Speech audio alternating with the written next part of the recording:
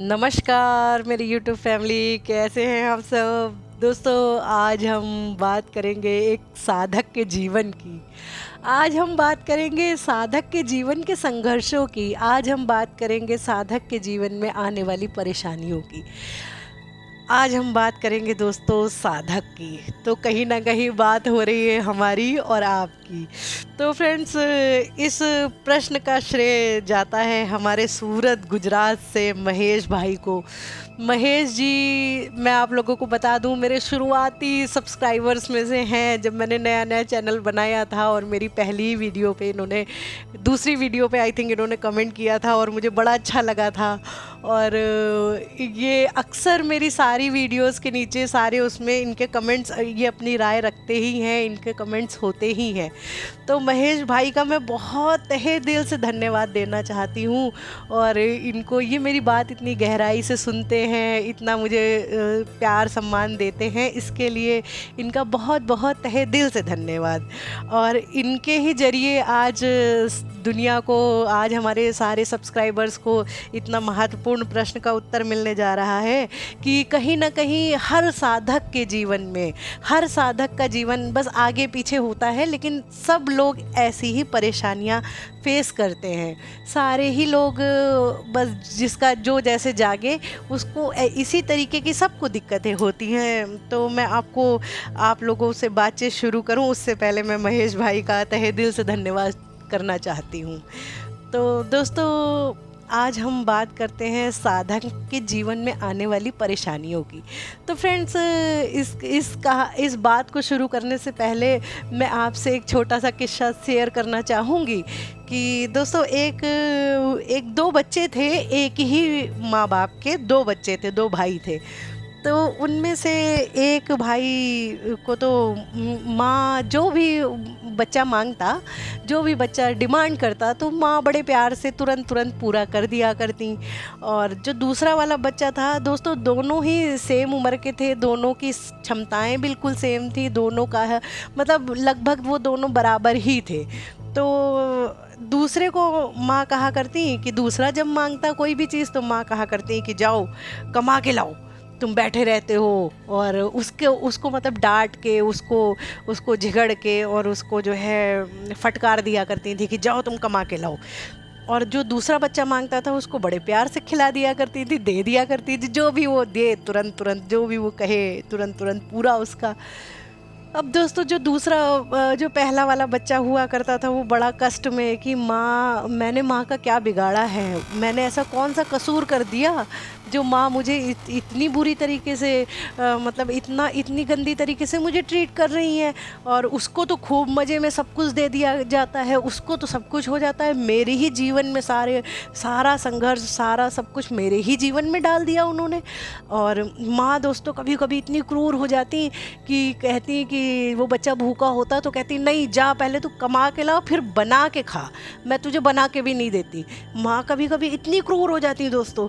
लेकिन वो बच्चा फिर भी बेचारा रो के, हार के, अब करता तो क्या ना करता, उसके पास कोई ऑप्शन तो है नहीं। तो माँ से तो कैसे ही पार पाया जाए। तो वो बेचारा करता अपने जीवन का काम, गुजारा जैसे भी चल रहा था। एक दिन दोस्तों, वो बच्चा गया माँ के पास और बड़ा ही उससे, माँ से पूछा उसने कि आप मेरे साथ इतनी नाइंसाफ़ी क्यों, मेरे साथ इतना बैर क्यों, मेरे ही जीवन में आपने ऐसा क्यों कर रखा, फलाने दूसरे को तो आपने सब कुछ दे दिया। तो दोस्तों, माँ मुस्कुराई और उन्होंने दोनों बच्चों को खड़ा किया।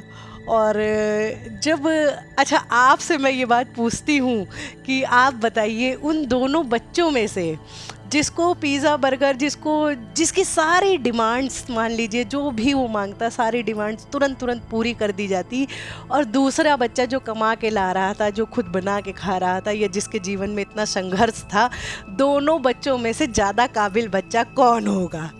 आप मुझे सोच के बताइए दोस्तों। कि ज़्यादा ज़्यादा कैपेसिटी किसके अंदर होगी, ज़्यादा लड़ने की क्षमता किसके अंदर होगी, ज़्यादा जो है ज़्यादा पर्सनालिटी किसकी इन्हेंस होगी। तो दोस्तों जाहिर सी बात है, जो कमा के ला रहा था, जो बैठा बैठा खा रहा था, उसको तो दीन दुनिया का कुछ पता ही नहीं है, उसको तो किसी चीज़ का कुछ उसे इल्म नहीं है, उसे कुछ नहीं पता है। लेकिन जो दूसरा बच्चा है वो हर तरीके से मजबूत बन गया है, वो हर तरीके से अपनी मतलब वो वैसा वृक्ष बन गया है, जो मैं जिस वृक्ष की मैं बात करती हूँ दोस्तों, कि उसके ऊपर हजारों लताएं पताएं खड़ी हो सकती हैं, उसका सहारा लिया जा सकता है। लेकिन जो पहला बच्चा है, जिसको बैठे बैठे सब कुछ खाने को मिल गया दोस्तों, उससे वो खुद एक नाजुक सी बेल है, जिसको दूसरे का सहारा चाहिए खड़ा होने के लिए। तो फ्रेंड्स, ये बात कहीं ना कहीं हमारी हो रही है। जो माँ है वो परमात्मा है, और जो बच्चे हैं वो हम हैं। तो जो दूसरा वाला बच्चा है ना, जिसकी खूब पिटाई होती है जम के, जिसको खूब जीवन में संघर्ष आता है, जिसके जीवन में ऐसा लगता है कि बस चारों तरफ अंधेरा है, कुछ दिखाई नहीं देता, कुछ सुझाई नहीं देता दोस्तों, वो हमारे हम साधक हैं। और जो दूसरा बच्चा है, जिसे बैठे बैठे खाने को सारा कुछ बढ़िया, उसकी ज़िंदगी मस्त चल रही है, वो आम संसारी है। तो आप हार ना मानिए। अगर जीवन में मुसीबतें आए तो समझ लीजिएगा परमात्मा कुछ बड़ा देना चाह रहा है, परमात्मा आपको चमकाना चाह रहा है।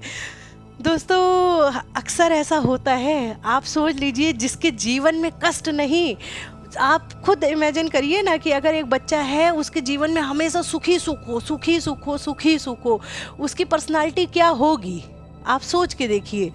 अगर आप देखिए आपके जीवन में अगर जो भी कष्ट आए, उसके बाद जो आप खड़े हुए होंगे, उभरे होंगे, आपकी पर्सनालिटी वो चमकी होगी। वो जिसके जीवन में कष्ट नहीं है दोस्तों, वो छुई मुई का पेड़ तो क्या, छुई मुई का पौधा है, और आप एक मजबूत वृक्ष बन के खड़े होंगे। मेरी बात को याद रखिएगा और गहराई से समझिएगा दोस्तों। ये सब सारे साधकों की एक ही कहानी है, सबकी एक ही कहानी है, बस ये है कि थोड़ा आगे और थोड़ा पीछे। मतलब किसी के जीवन में पहले हो जाता है, किसी के जीवन में बाद में हो जाता है। ये मेरा पर्सनल एक्सपीरियंस है फ्रेंड्स।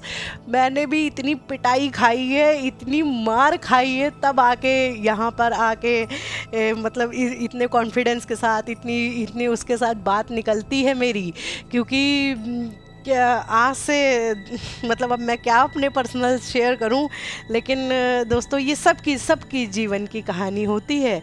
और जिसके जीवन में कष्ट नहीं दोस्तों, उसके जीवन में समझ लीजिए मजबूती नहीं है, उसके जीवन में वो किसी लायक नहीं है। जैसा मैंने अपने जीवन में देखा है, जो चीज़ मैंने अपने जीवन में पर्सनली देखी है, कि आज भी आप देखिए ना, ऐसी कितनी ही महिलाएं मिल जाएंगी। अब फिर महिलाओं की बात आती है, तो अब मैं अपनी बात करूंगी तो एक महिला हूँ मैं, तो महिला की ही तुलना करूंगी। या अब खैर ये बात कहीं वो हो जाती है दोस्तों, जाने दीजिए। तो मतलब मेरे कहने का मतलब ये है दोस्तों, कि जब परमात्मा हमको कोई भी कष्ट देता है ना, तो वो एक कुम्हार की तरह नीचे से हमारे सहारा देता है, और ऊपर से हमें सेब देने के लिए पीटता है घड़े को। जिस तरह एक कुम्हार मारता है ना, इधर दे थपाक, इधर से पड़ी, उधर से पड़ी।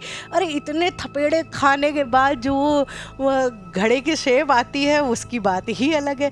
अगर घड़ा रोने लगे, नहीं मुझे मत मारो, मुझे नहीं चाहिए, तो क्या वो घड़ा बन पाएगा दोस्तों? उसी तरह पत्थर की है कि दो पत्थर, अब एक और कहानी मुझे बड़ी अच्छी याद आ रही है। दो पत्थर पड़े थे, और उधर से एक मूर्तिकार जा रहा था, और उसने कहा, एक पत्थर को उठाया कि चल मैं तेरी मूर्ति बना दूं। उसके पास थोड़ा टाइम था कि चल मैं थोड़ी तेरी मूर्ति बना दूं।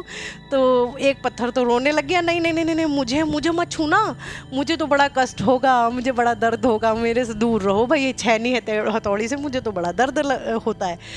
तो और दूसरे पत्थर ने कहा कि मैं तैयार हूँ, आप चलो मेरे साथ। वो पत्थर दूसरा सुन रहा था पड़ा हुआ उधर, उसने कहा चलो मैं तैयार हूँ।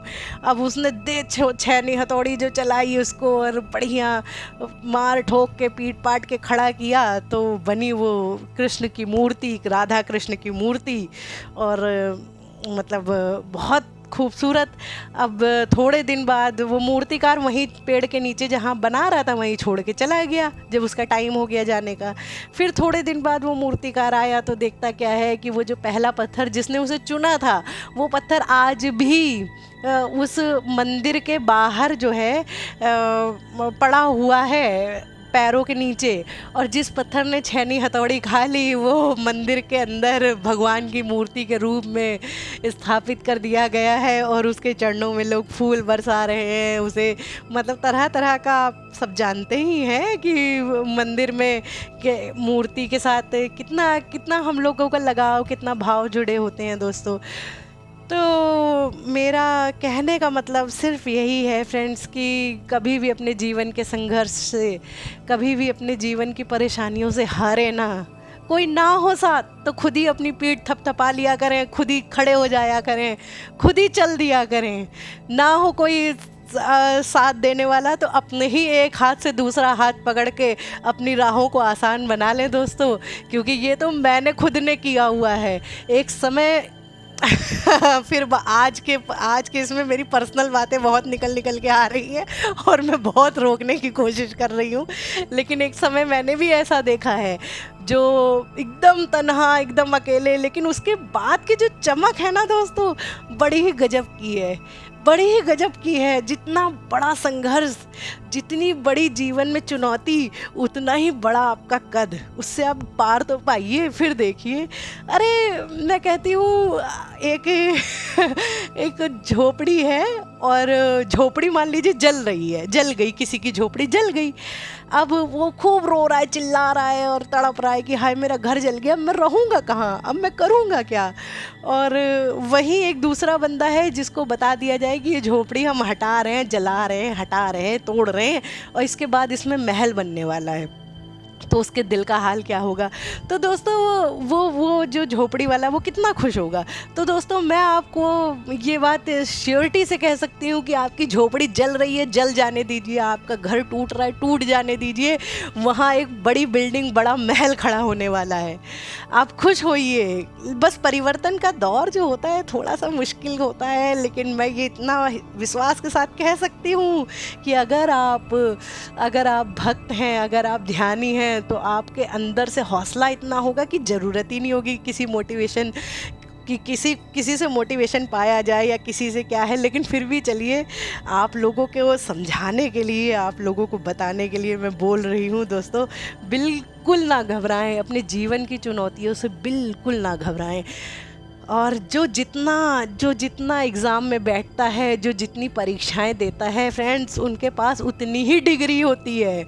उसके पास उतनी ही डिग्री होगी जो जितनी परीक्षाएं अटेम्प्ट करेगा। और भाई जाहिर सी बात है, जिसके पास आम संसार में भी देख लीजिए, जिसके पास जितनी डिग्री होती है उसका कद उतना ही बड़ा होता है। तो यहाँ तो परमात्मा के परीक्षा की बात हो रही है, यहाँ तो परमात्मा स्वयं परीक्षा ले रहे हैं। तो आपको क्या, वो जब परीक्षा में आप पास हो जाएंगे तो क्या आपको वो इनाम नहीं देंगे? आपको क्या लगता है कि आपको ऐसे ही सूखा सूखा छोड़ दिया जाएगा?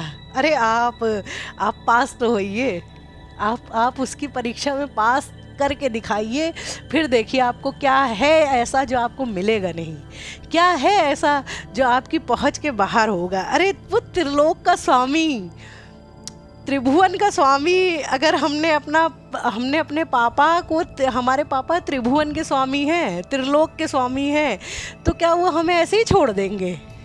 नहीं, बिल्कुल भी नहीं। बस ये है कि हमारा कद थोड़ा बड़ा हो जाए, थोड़ा हम समझदार हो जाएं, थोड़ा हम जो है संभल जाएं। दोस्तों छोटे बच्चे को अगर साइकिल दिला दें आप, तो वो तो ठीक है, वो मैनेज कर लेगा। लेकिन अगर छोटे बच्चे के हाथ में बाइक दे दी जाए, या छोटे बच्चे के हाथ में कार दे दी जाए, या मान लीजिए उसको प्लेन उड़ाने को दे दिया जाए, तो वो सोचिए, वो प्लेन का तो जो करेगा सो करेगा ही करेगा, या कार का, बाइक का तो जो करेगा सो करेगा ही करेगा। वो अपना कितना बुरा कर लेगा, अपने हाथ पैर मुंह नाक सब तुड़वा लेगा वो। तो फ्रेंड्स हम भी अपना कद बड़ा करेंगे तो हम जब बड़े हो जाएंगे, हम जब समझदार हो जाएंगे, परमात्मा के घर में कुछ भी ऐसा नहीं है जो वो आपको दे ना सकें। उनके घर में कुछ भी ऐसा नहीं है, उनके लिए कुछ भी असंभव नहीं है। लेकिन बस यहाँ हमारी पात्रता में कमी है, और जिस दिन हम उसके समझदार बच्चे बन जाएंगे, उस दिन वो हमारे लिए किसी चीज़ की कमी थोड़े है ना। अरे हम किस फ़क्र से कहते हैं कि वो हमारे पापा हैं, वो हमारे बाप हैं। और जिस तरह एक, आप खुद सोचिए ना, आम संसार में जिस बच्चे के साथ 70-80 साल रहना होता है, जिस बच्चे के साथ मान लीजिए माँ बाप कितने साल के होते हैं, बच्चे के 40-50 साल का साथ होता है एक बच्चे का और माँ बाप का, लेकिन उसमें भी हम अपने बच्चे के लिए पूरी ज़िंदगी लगा देते हैं। तो वो तो बाप हमारा 100 जन्म से हमारे साथ है, वो तो हमारे पापा हमारी सोल के हैं, जिनके साथ कनेक्ट हैं हम, तो वो हमें ऐसे ही छोड़ देंगे? अरे माँ बाप से ज़्यादा प्यार करते हैं वो हमें, आप यकीन रखिए, माँ बाप से ज़्यादा वो हमें प्यार करते हैं, माँ बाप से ज़्यादा वो हमें जो है, लेकिन बस उसका जो है तरीका थोड़ा सा दूसरा है, उसका तरीका हमें ट्रीट करने का हम समझ नहीं पाते हैं। बस यहाँ कहानी इतनी है कि हम उन्हें समझ नहीं पाते हैं। फ्रेंड्स, साधक का जीवन एकांत में क्यों हो जाता है? जब आपके जीवन में अध्यात्म आएगा, जब आपके जीवन में ध्यान आएगा, और या ये कह लीजिए कि जागृति आएगी, तो आपको इस संसार में कोई अच्छा नहीं लगेगा। अगर आपके साथ ऐसा हो रहा है कि आप एकांतवासी होते जा रहे हैं, आपको दुनिया अच्छी ही नहीं लगती, आपको लगता है कि दुनिया पता नहीं कहाँ जा रही है, और हम पता नहीं, हम या तो हमारे अंदर कमी है, हम ही पागल होते जा रहे हैं, या तो भाई पता नहीं क्या हो रहा है। या कुछ लोग ऐसे होते हैं फ्रेंड्स जो पैदाइशी ऐसे होते हैं, जैसे कि मैं पैदाइशी ऐसी थी कि मतलब मुझे जल्दी से किसी के साथ फ्रिक्वेंसी नहीं मैच करनी, जल्दी से किसी के साथ बात नहीं करना, जल्दी से किसी के साथ मतलब थोड़ा रिजर्व नेचर, थोड़ा वैसा कि नहीं ठीक लगता, नहीं लगता वो सबके, मतलब जो आम दुनिया एकदम 90 डिग्री उलट, जो आम संसारी 90% लोग जिधर जाएंगे या 99% लोग जिधर जाएंगे, हमारी सोच बिल्कुल उल्टी होती है। तो ऐसा आपको फील होने लगेगा कि यार कमी हमारे ही भीतर है लग रहा है, क्योंकि सारी दुनिया इतनी भीड़ उस तरफ है और हमको ही कुछ अलग लग रहा है, तो कमी हम ही है, हम ही पागल हैं। लेकिन दोस्तों ऐसा होता नहीं है ऐसा होता नहीं है, बस हम थोड़े से अलग हैं उनसे, क्योंकि हमारी राह दूसरी है। हम यहाँ भोग विलास के लिए, हम इस धराधाम पे जो है समझ लीजिए कि जो आम संसारी है वो इसको भोगने आया है, और हम जो है वो इससे पार होने आए हैं। तो हम लोगों के जीवन में और उनके जीवन में अंतर होगा, तो इसलिए कभी भी आम संसारी के साथ अपने जीवन को कंपेयर ना करें। दूसरी बात, जब भी आपके ऊपर मुसीबत आए, और जितनी बड़ी मुसीबत आए दोस्तों, समझ लीजिएगा आपका कद उतना बड़ा होने वाला है। और कभी भी हार ना मानिएगा, कभी भी हार ना मानिएगा, क्योंकि हारना पसंद नहीं है परमात्मा को। लड़िए और जीतिए। लड़ना किससे है? भीतर, अपने ही भीतर तो लड़ना है, अपने ही ऊपर तो काम करना है फ्रेंड्स। और ये जो बाहर की समस्याएं हैं, ये कुछ हद तक तो दोस्तों देखिए, हमारी करनी का फल जो है हमें ही भोगना पड़ता है। ये भी इसमें एक फैक्टर है कि जो संसार में जो मुसीबतें आती हैं, हमारे जीवन में जो मुसीबतें आती हैं, वो हमारे ही कर्मों का फल होता है। और अगर किसी के भी जीवन में कोई मुसीबत आ रही है, कोई परेशानी आ रही है, तो मैं आपको ब्रह्मास्त्र पहले ही पकड़ा चुकी हूँ। महेश जी, मैं आपसे खुल के कहना चाहती हूँ कि वो जो मेरी एंजल वाले 2 वीडियोस पड़े हुए हैं, एंजल कांटेक्ट और वो मंत्रों द्वारा मैनिफेस्ट वाला, उसको आप परमात्मा का नाम लेके फिर से सुनिएगा और उसमें देखिएगा, उसमें आपको मैसेज मिल जाएगा। आप बस अपने इससे प्रेयर करिए कि इसमें जो मैसेज है वो मैं रिसीव कर पाऊँ, इसको पूरी तरीके से मैं मतलब वो कर पाऊँ, पकड़ पाऊँ, इसमें क्या कहा गया है और मेरे लिए क्या उपयोगी है। आपको रास्ता मिल जाएगा, उसी में से मिल जाएगा, ये मेरा विश्वास है। आपके अगर जीवन में बहुत परेशानी है तो आप करके देखिए, मज़ा आएगी और पार पाएंगे आप उन चीज़ों से।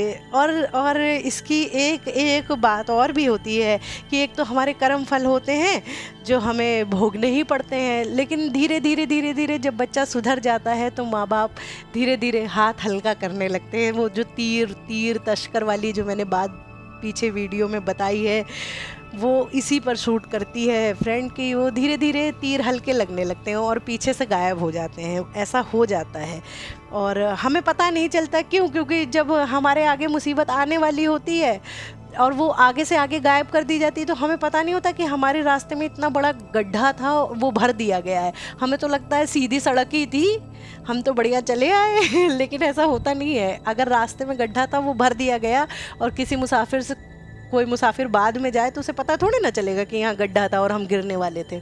तो हम लोगों के साथ भी ऐसा ही होता है कि मुसीबतें आने वाली होती हैं, कई बार हमें बचा लिया जाता है तो हमें पता नहीं चलता है, लेकिन वो परमात्मा हमारे ऊपर हमेशा नज़र रखता है, हमेशा हमें बच्चे की तरह संभालते हैं वो। दोस्तों, एक एक कष्ट देने से पहले 10-10 बार सोचा जाता है वहाँ, फिर बहुत मैंडेटरी हो जाती है। कई बार हम चीज़ों को समझते नहीं है तो फिर हमें, अब भाई वो सामने प्रकट होके तो बोलेगा नहीं आके कि हाँ तुम्हें ये करना है वो करना। उनके समझाने का तरीका है, उनके बताने का तरीका है और हम लोग कुछ समझ नहीं पाते। कई बार आप सीधी से मैं आपको एक पकड़ और बता दूँ, अगर आपके जीवन में कोई चीज़ रिपीटेड हो रही है, कोई भी दुर्घटना, मान लीजिए बार बार आपका कहीं आपका एक्सीडेंट हो जाता है, मान लीजिए बार बार आपका कोई पैसा लेके भाग जा रहा है, मान लीजिए बार बार आपको स्थान चेंज की, जैसे बहुत लोगों का ट्रांसफ़र बहुत होता है, कई बार आपको ऐसा होता है कि आप एक जगह टिक के रह नहीं पा रहे हैं, मतलब कोई भी चीज़ आपके जीवन में रिपीटेड हो रही है, बार बार बार बार बार बार दोहराई जा रही है, आपकी बार बार सेहत ख़राब हो रही है, बार बार आपके एक ही पैटर्न पे बार बार चीज़ें दोहराई जा रही हैं, तो जाने रहिएगा दोस्तों कि परमात्मा आपको कुछ मैसेज देना चाह रहा है और आप उसको ले नहीं रहे हैं, आप उसे रिसीव नहीं कर पा रहे हैं। तो ये भी होता है कि जब तक आप उस क्लास को पास नहीं कर पाएंगे तब तक आपको जो है दूसरी क्लास में बैठने नहीं दिया जाएगा, और जैसे ही आप उस क्लास को पास कर लेंगे वैसे ही आपका दूसरी क्लास में आप चले जाएंगे। यहाँ ये नहीं है कि हाँ मतलब आपको 1 मिनट की देरी नहीं है, लेकिन बस आपको समझना पड़ेगा। अगर आप पूरे जीवन नहीं समझे तो आप अगले जन्म में आएंगे फिर भी आप उसी क्लास में बैठेंगे। तो आप ये इस बात को ध्यान में रखिए। और कई बार मैंने आपको बता दिया है कि अगर आपके जीवन में रिपीटेड चीज़ें दोहराई जा रही हैं और आप नहीं समझ पा रहे हैं तो अपने ईस्ट से प्रेयर करें कि प्रभु आपका क्या मैसेज है, आप क्या बताना चाह रहे हो, मुझे दूसरे तरीके से समझाओ, मैं नहीं समझ पा रहा हूँ, मुझे नहीं पता चल रहा है। तो वो फिर कुछ ना कुछ इंतज़ाम प्रकृति कर देती है और आपको कैसे ना कैसे आपको बता दिया जाता है, समझा दिया जाता है। दोस्तों, ये मेरा पर्सनल एक्सपीरियंस है, कहीं ये चीज़ें कोई पेड क्लास में कहीं कुछ कोई नहीं बताई जाती हैं। ये ज्ञान सिर्फ गुरु के चरणों में बैठ के पाया जा सकता है। तो आप लोग बहुत खुशनसीब हैं कि हज़ारों रुपए खर्च करने के बाद भी आपको ऐसी चीज़ें सुनने को और इतने एक्सपीरियंस के साथ कोई बताए, इतनी कॉन्फिडेंस के साथ आपको मैं आपको अपना विश्वास ही तो दे रही हूँ कि विश्वास रखिए फ्रेंड्स कि आपको हारना नहीं है और हारेंगे भी नहीं। ये मेरा विश्वास है, मुझे पता है कि उसने अंदर से हाथ आपके भीतर आपको टूटने नहीं देगा। वो बाहर से चाहे कितनी पिटाई हो रही हो लेकिन भीतर से आपको टूटने नहीं दिया जाएगा, ये कंफर्म है। तो फ्रेंड, मैं समझती हूँ कि आज मैंने सारी बातें आपको बहुत अच्छी तरह से, जितना मैं समझा सकती थी, जितना मैं बता सकती थी दोस्तों, उतना मैंने बताया है। और फिर भी अगर कोई कन्फ्यूज़न रह गया हो, किसी के मन में कोई बात रह जाती है तो प्लीज़ आप लोग मुझे एक बार कमेंट बॉक्स में कमेंट करें और मैं फिर आपके प्रश्न लूँगी। और दोस्तों, आज मैं आपको, शायद मैं देखती हूँ कि मेरे ऐसा विचार आ रहा था कि शायद मैं शाम को एक मेडिटेशन डाल दूँ, तो एक बार आप लोग चेक कर लीजिएगा कि शाम को 4-5-6 बजे के बीच में, 7 बजे के आसपास मैं शायद एक मेडिटेशन डाल दूँ। तो आप लोगों का वो भी, आप लोग मेडिटेशन वगैरह मांगते हो तो वो भी इंतज़ार थोड़ा ख़त्म होगा। और फ्रेंड्स, बस अपने जीवन में आगे बढ़िए। अपनी पहाड़ जैसी मुसीबतों को जब पार पाएंगे आप, तभी तो मज़ा आएगी जीवन में। ऐसे सूखा सूखा जीवन क्या, मुझे तो लगता नहीं है कि जो जिनके जीवन में बहुत सुख है उनके जीवन में कुछ इंटरेस्टिंग घटता होगा, या जिनके जीवन में बहुत दुख है उनके जीवन में भी कुछ इंटरेस्टिंग घटता होगा ना। साधकों की लाइन ऐसी होती नहीं जो सीधी चले। साधकों का जीवन ऐसे पहाड़ जैसा होता है, वो भी ऊपर नीचे एकदम ऐसे, जैसे ए बनता है ना, ए बराबर में ए ऐसे बना हुआ होता है। वैसा जीवन होता है कि एक में एकदम, मतलब समय में एकदम पीक, फिर उसके बाद गिरे, फिर उठे, फिर एकदम पीक, फिर गिरे। मतलब ऐसा ही पैटर्न होता है एक साधक के जीवन का, ऐसा ही होता है। तो आपको समझ में आया होगा कि आप अकेले नहीं, जिसकी पिटाई हो रही है, जो इस लाइन में आता है वही मारा जाता है, और मार खा खा के ही तो हम सुधरते हैं। तो ये बहुत बड़ा सत्य है दोस्तों। और जिनके जीवन में संघर्ष नहीं है वो समझ लीजिए। और एक हमारे टीचर थे, बड़े प्यारे टीचर हैं, वो कहा करते हैं कि जब मेरे जीवन में 10-15-20 दिन या 1-1.5 महीना हो जाता है, 2 महीना, कोई मुसीबत आती नहीं, तो मैं तो प्रभु से कहता हूँ कि क्या आपने मुझे जो है भूल गए क्या, आप मुझे क्या आप मुझे भूल गए हो क्या? मैं याद भी हूँ, आप बड़े बड़े दिनों से, बड़ा बड़ा वो लग रहा है, बड़ा अच्छा सा लग रहा है, कुछ हुआ नहीं। तो ऐसे भी लोग होते हैं दोस्तों, जो इतने हैबिचुअल हो जाते हैं, उन्हें पता होता है कि ये तो होना ही होना है। और कई बार ऐसा होता है दोस्तों कि हम लोग कई बार, बड़ा ऐसा लगता है अपने अपने अंदर की बड़ी तारीफ़ें सुन ली है, बड़ा ऐसा जैसे बड़े चौधर चौधर सा लग रहा है, बड़ी चौधरी वाली फीलिंग आ रही है। उसी समय देखिएगा कोई ना कोई ऐसी बात हो जाएगी, कुछ ना कुछ आपसे ऐसी गलती हो जाएगी कि आपकी निरा बेइज्जती, मतलब लोग आपको उल्टा सीधा बिना मतलब के सुना के चले जाएंगे। फिर आपको पता चलेगा यार ये क्यों हुआ। फिर पता लगता है यार अंदर से ना हम बहुत घमंड कर रहे थे, भीतर ही भीतर हमारे भीतर ये आ रहा था कि हाँ बड़ा चौड़ा होता जा रहा था तारीफ़ें सुन सुन के। तो परमात्मा ने क्या किया, झाड़ दिया। वो ये बैलेंस करते रहते हैं वो, क्योंकि वो हमें चाहते नहीं कि हम बहुत ज़्यादा बिगड़ें। वो चाहते नहीं कि हम जो है मतलब ऐसे चीज़ों में उलझ के रह जाएं। हम अब मेन चीज़ को पकड़ें, हम जो है उसके मैसेज को पकड़ें, बस यही उसका ध्येय होता है। और बस उसके बताने का तरीका थोड़ा अलग होता है दोस्तों। जैसे मैंने बहुत पहले लाइनें सुनी थी, बड़ी अच्छी लगी मुझे, कि मैंने जब प्रेम मांगा तो उसने मुझे बीमारियां दी, कि जाओ लोगों की सेवा। जब मैंने सेवा मांगी उसने मुझे गरीबी दी, मतलब गरीब दोस्त दिए। जब मैंने प्रेम मांगा तो उसने मुझे बीमारी वगैरह दी।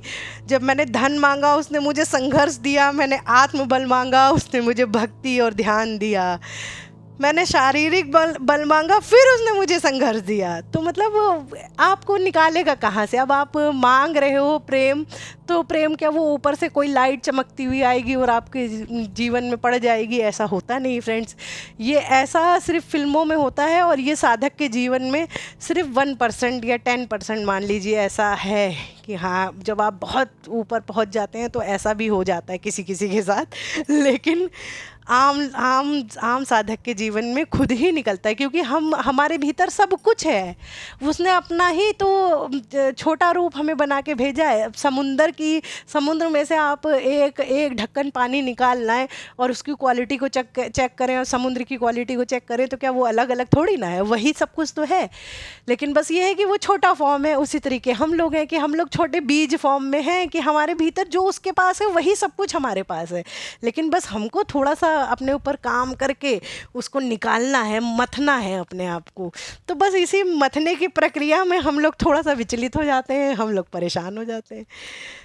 तो दोस्तों मैं समझती हूँ मैंने बहुत अच्छे से आप लोगों को समझा दिया है। फिर भी अगर कुछ रह गया हो, आप लोगों के मन में कोई शंका रह गई हो, कोई कुछ और पूछना हो, तो प्लीज़ कमेंट बॉक्स में मैसेज करें। आपका बहुत बहुत धन्यवाद मेरी बात को सुनने के लिए, मेरी बात को समझने के लिए आपका बहुत बहुत धन्यवाद friends. Thank you so much my YouTube family, thank you.